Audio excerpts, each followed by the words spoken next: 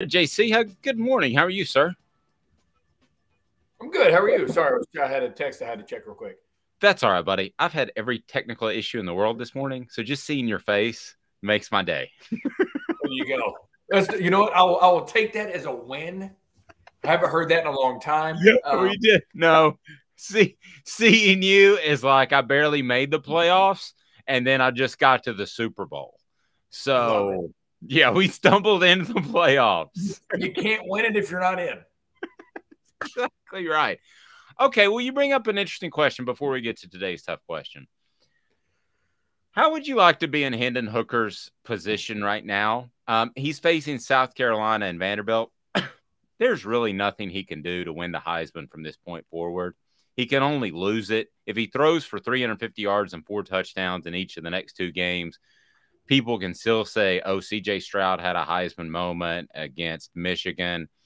That's a weird position to be in as a competitor, to know that you can do your best, and your Heisman moment happened against the Crimson Tide. It's not going to happen in the next 2 weeks. Yeah, that's pretty much Tennessee's in, uncharted waters since 1993 or 4,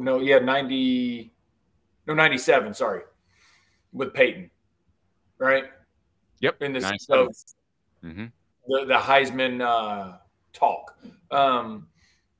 So for Hendon, you're right. You're playing South Carolina, playing Vandy. Vandy just got they're 1-26 in the SEC as of late. So with that, honestly, the only thing I would say is you would think as the competitor, you're focused on the quote unquote bigger picture of let's just go take care of our business against South Carolina and Vandy. Ideally trying to be out of the game against Vandy at halftime, right? And with that being the case, I doubt you throw for 300 against Vandy unless we just come out there and say, sorry, running backs, we're not running the ball.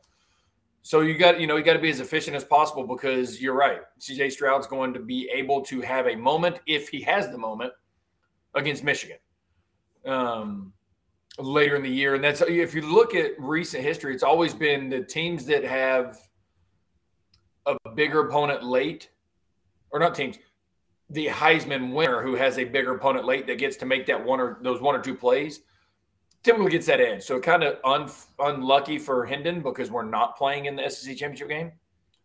But I still, if you go back and look at efficiency and just your pure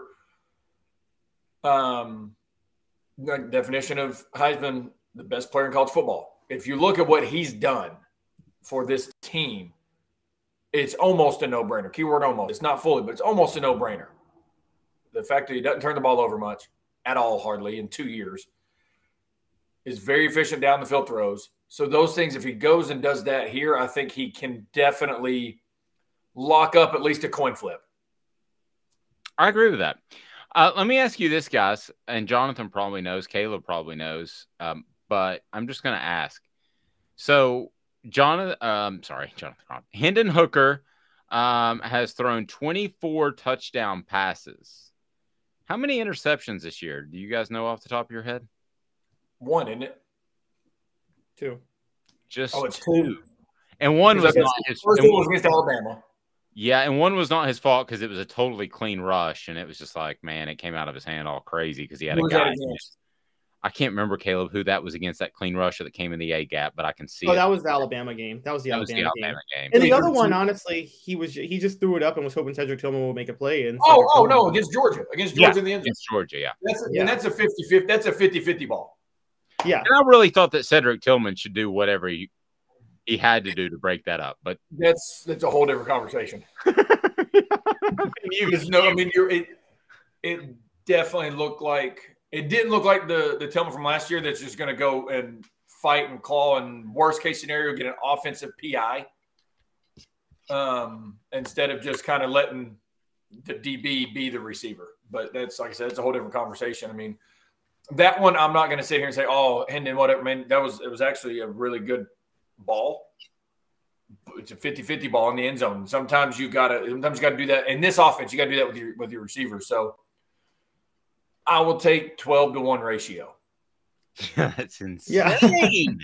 And the thing, because typically you're going a 3-to-1 ratio is outstanding. You're like, you're at 12-to-1? And you haven't finished, what, 3 games, roughly? Which he's going to run it up more. No, that's like if you finish last week, if you finish against Middle Tennessee, or UT Martin. If you finish against Ball State, we could sit here and say, man, he's got a 15-to-1 ratio or 16-to-1 ratio. Now you could say 25-to-1 if you really wanted to. I mean, honestly, it's just so there's, but that's the one thing when we talk about end of the season accolades. I don't think it's looked at because, and this is, I'm sure you guys have talked about this all week. I had people reach out to me, oh, that's garbage of what Tennessee did at the end of the game against Missouri, blah, blah, blah. There's 2 ways to look at it. 1, the 2s are into play. We got to get experience. And 2, if you don't want me to score, stop me. Yeah. I'm not being a dick, but if you don't want me to score, stop me, right? But when Ohio State does it and C.J. Stroud against Indiana throws his 5th touchdown of the game with like 6 or 7 minutes to go in the game and they should be running the ball, not a word.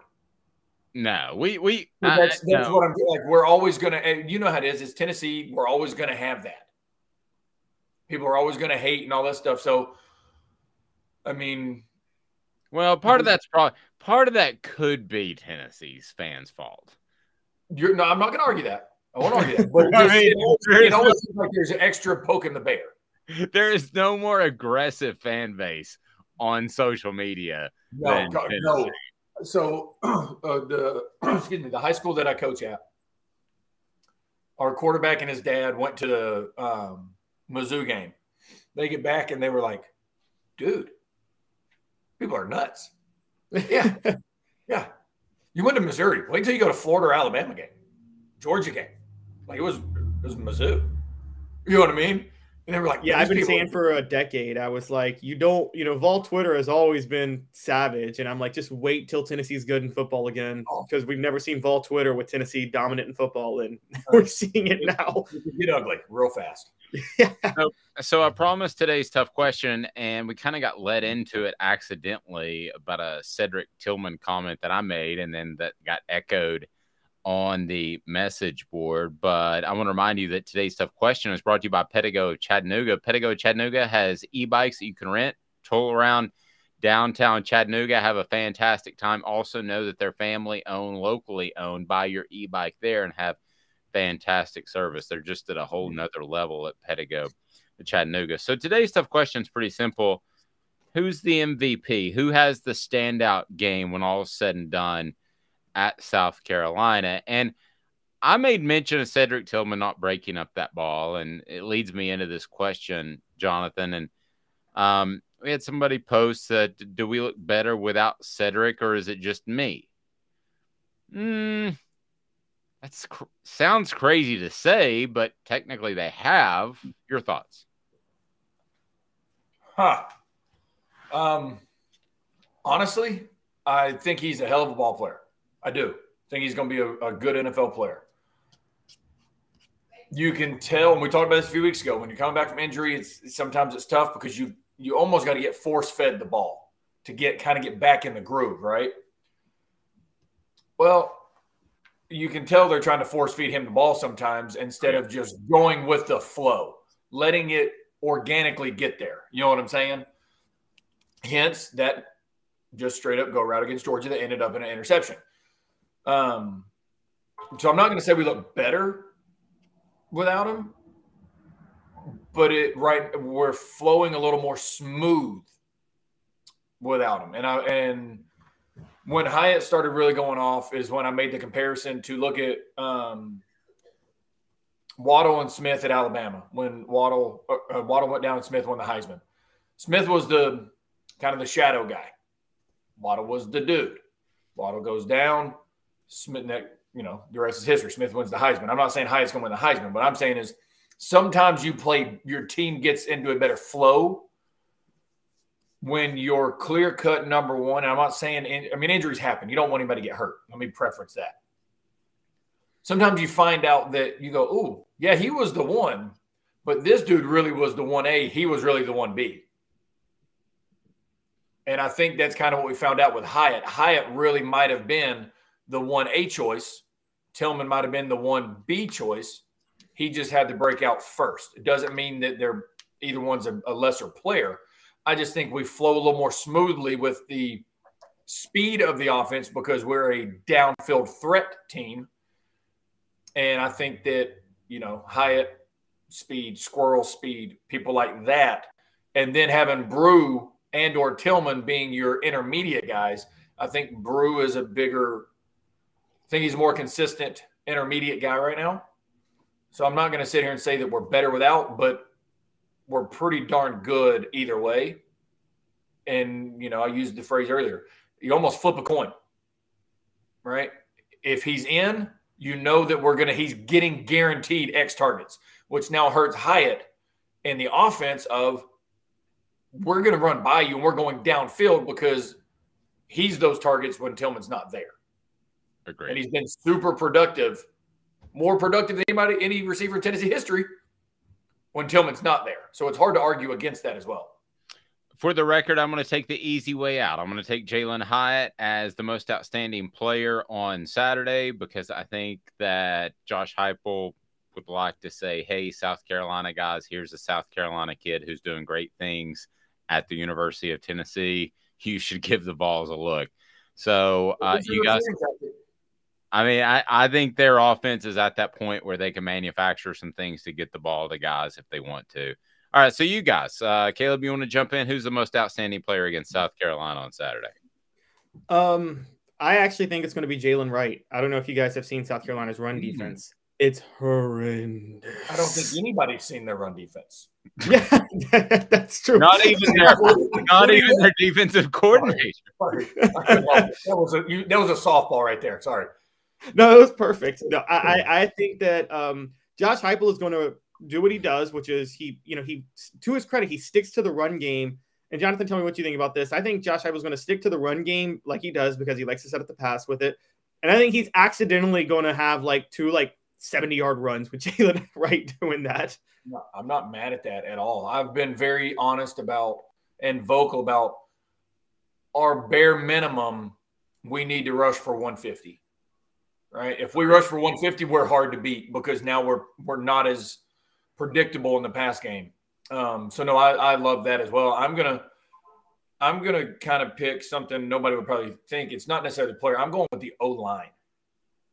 Just the group themselves in the sense of because of the run game. If they get the movement that we can get and should get against South Carolina, I think we dominate the line of scrimmage. That's why I'm going to take the O-line, not just one player, because they can change the game very quickly in this type of game.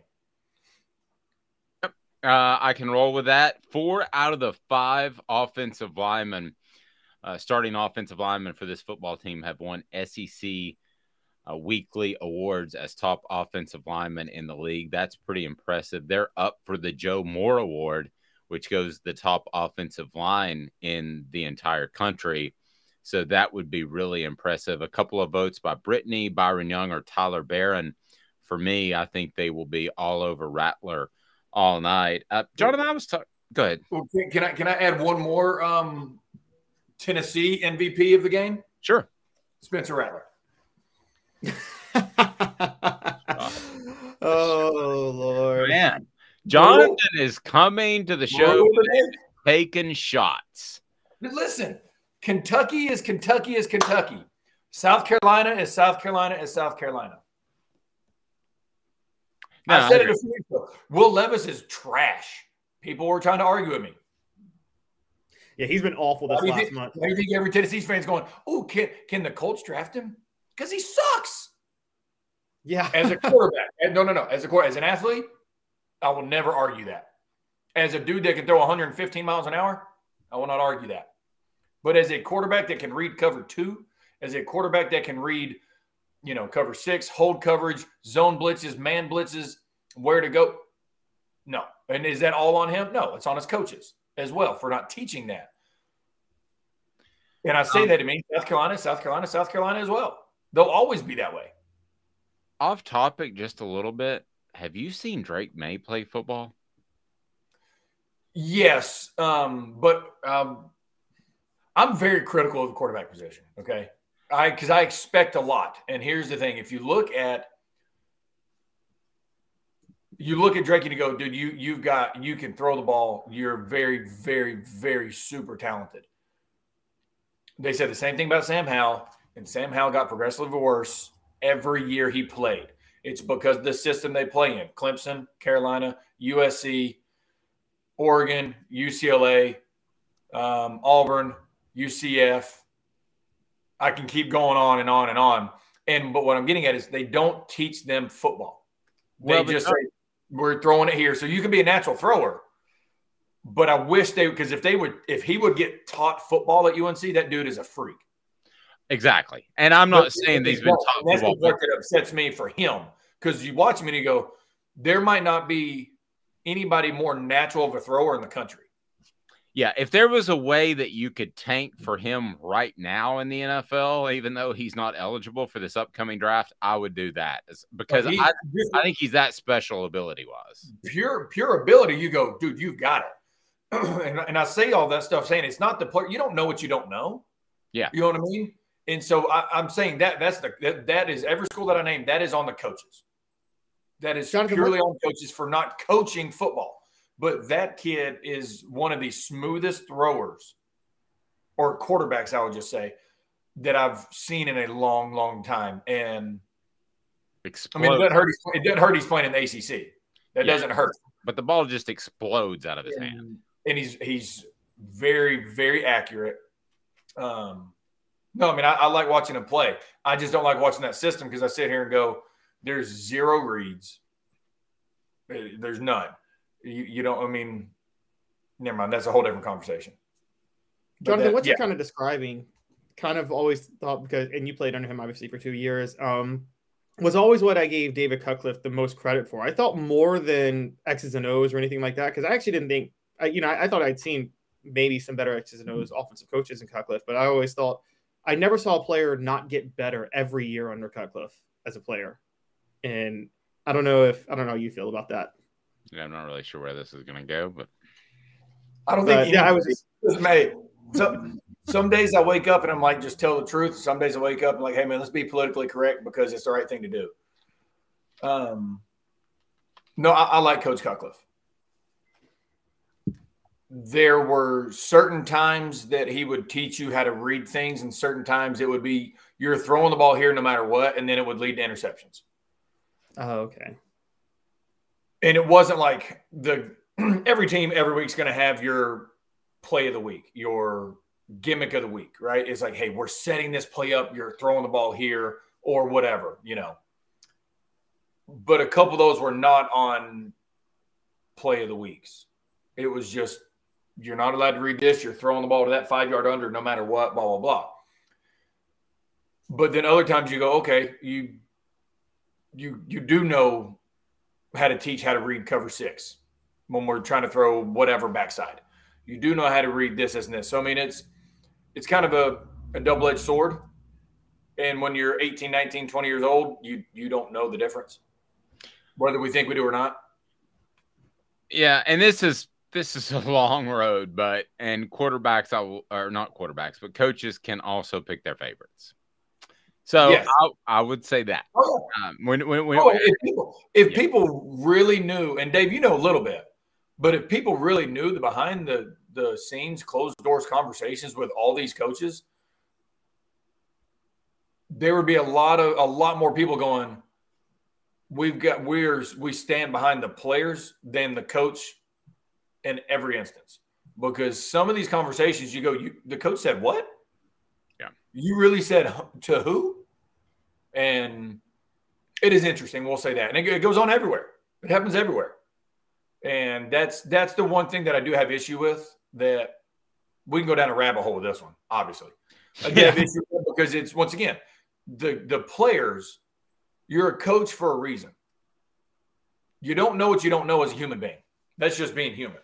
But when you're a coach and you're supposed to teach soccer, for instance, I would be the worst soccer coach in the world. I don't know soccer. I know that's our net, run and kick it, right?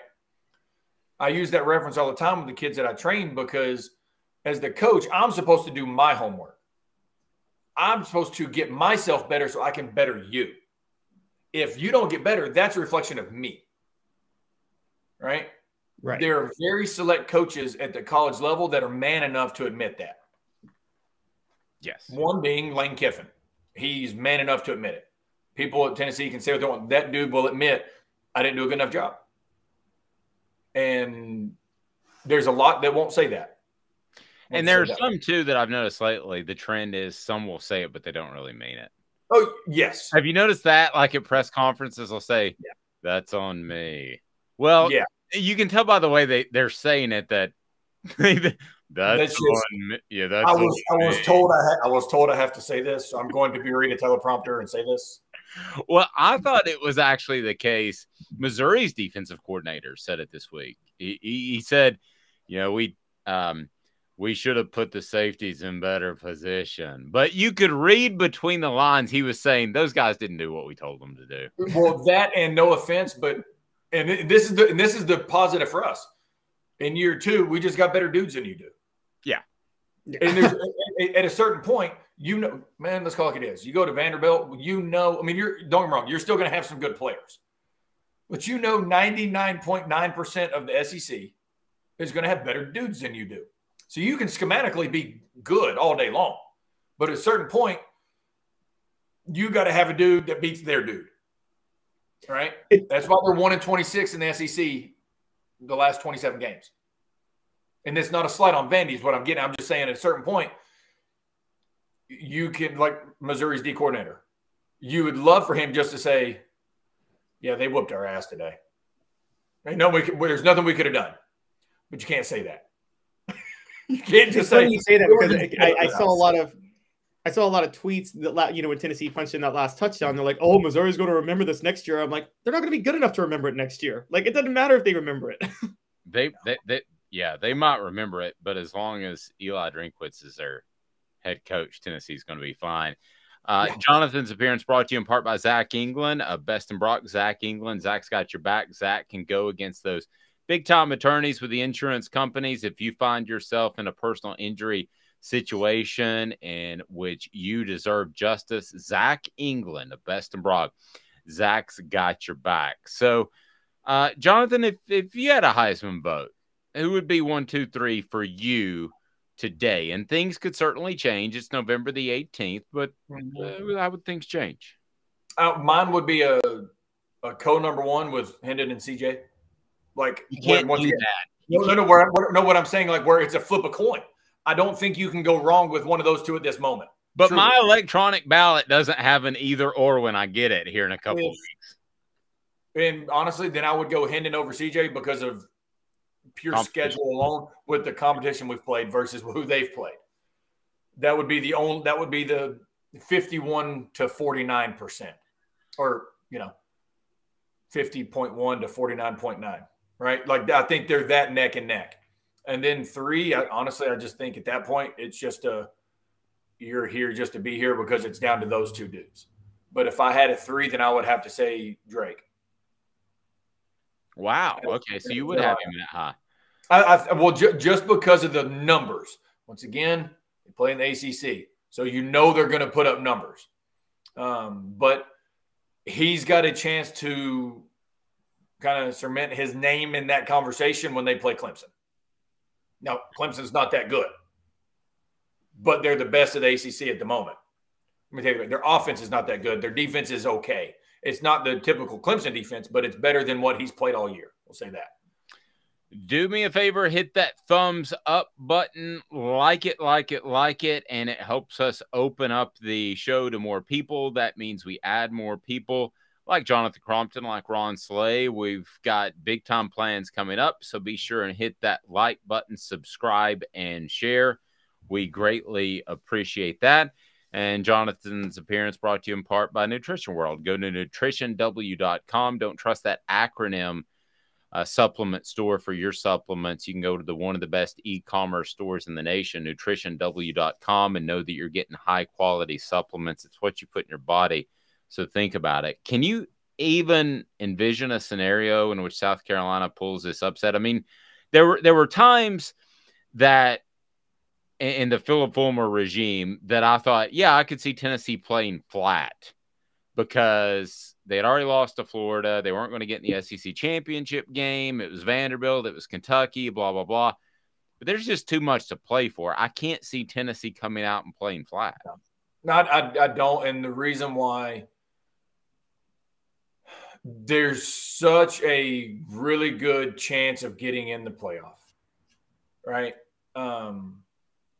If TCU slips up one game at all, we're pretty much in. If USC – now here's the thing. USC has a chance to do what they need to do. They got UCLA, Notre Dame, and Oregon. They win those three, they're in. And I was not saying that 3 weeks ago. If they win those three, they're in. If they lose one, Pac-12's done, Tennessee's in. Right? You see what I'm saying? Like, so if TCU loses one game and Clemson wins out, it'll be Tennessee and Clemson getting in at 3 and 4. I don't think Clemson is deserving, but they'll do it because it's they want to please the ACC. So that's the reason why I don't think we'll come out and play flat is we have so much to play for.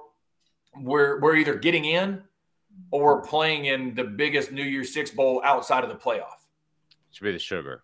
You know what I'm saying? So I mean, we're to that level right now. For some reason, it always, once again, South Carolina.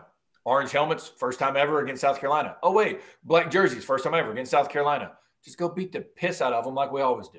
What do you think of the orange helmets? Tight? I think they look awesome. Yeah, I do think they look good. Well, no, I would not say against, like, if it was orange on orange, I wouldn't go orange helmet. But that white on white with the orange helmet, I think looks awesome. I do. I think it would look good with orange pants, white jersey. But, like, you got to have some sort of white to kind of break up. That's a lot of orange, right? But I think they look awesome. No, I think that, and I'm a traditionalist. If you would have told me that without me seeing it with my eyes, I would have said no, don't change it. But the moment I saw it, I was like, those are nice. I mean, so to me, I agree with you about being the traditionalist. To me, it's more feasible and more traditional of Tennessee to do orange helmet than a gray helmet. Agreed. You know what I'm saying? Because orange is our color. Those all gray uniforms, I'm not a big fan of personally because they're like two-tone gray and blah, blah, blah. I'm like, whatever, teach their own. I just think the orange helmet's just enough change that it just looks really, really good. Once again, I would not go orange on orange on orange with orange helmet. Right? That's just me. I don't like when Clemson does that. But when we do a little bit of white, bro, dude, that looks sweet. It really does. And South Carolina, it always seems like we do this against them and then just go beat the brakes off of them.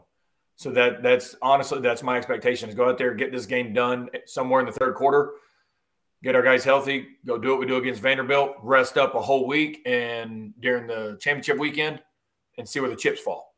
So we're sitting in a really good position right now to get healthy for either New Year's Six or the playoff better than a lot of other teams. John, last thing, give me a prediction and we'll let you get out of here and enjoy your weekend. How do you see this thing shaking out? Obviously, us winning, I'll go 52-20 with Spencer Rattler giving us 2 or 3 turnovers.